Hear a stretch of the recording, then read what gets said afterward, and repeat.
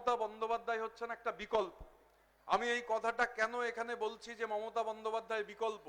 আমাদের দেশে কেন্দ্রীয় সরকারের নীতির ফলে সংগঠিত শ্রমিকের সংখ্যা প্রতিদিন কমে যাচ্ছে।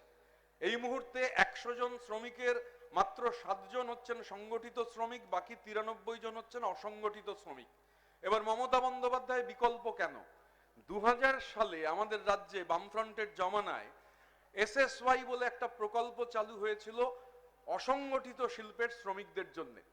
2000 থেকে 2011 এই 11 বছরে এই প্রকল্পে রাজ্যের তৎকালীন সরকার 9 কোটি 26 লক্ষ টাকা খরচা করেছিলেন, কিছু মানুষ উপকৃত হয়েছিলেন। মমতা বন্দ্যোপাধ্যায় ক্ষমতায় আসবার পর প্রথম যে মৌলিক পরিবর্তন হলো, উনি বললেন এই SSY প্রকল্পে সেই সময় মাসে শ্রমিককে দিতে হতো 30 টাকা, আর রাজ্যের সরকার দিতেন 25 টাকা, এইভাবে টাকা জমতো। মমতা বন্দ্যোপাধ্যায় এসে প্রথম SSY প্রকল্পের একটা মৌলিক পরিবর্তন ঘটালেন। SSY নামের আগে BM শব্দটা যুক্ত হলো। তিনি বললেন কোনো শ্রমিককে কোনো টাকা দিতে হবে না, যত অসংগঠিত শ্রমিক আছেন, কারণ সংগঠিত শ্রমিক তার প্রভিডেন্ট ফান্ড রয়েছে, ESI রয়েছে, গ্র্যাচুইটি রয়েছে, কিন্তু অসংগঠিত শ্রমিক তাদের এই ধরনের কোনো সুযোগ সুবিধা নেই। এই BMSSY প্রকল্প 2000 থেকে 2011 যে প্রকল্প SSY নাম ছিল, 9 কোটি 26 লক্ষ টাকা খরচা হয়েছিল। মমতা বন্দ্যোপাধ্যায় এই প্রকল্পের নামকরণ করলেন BMSSY।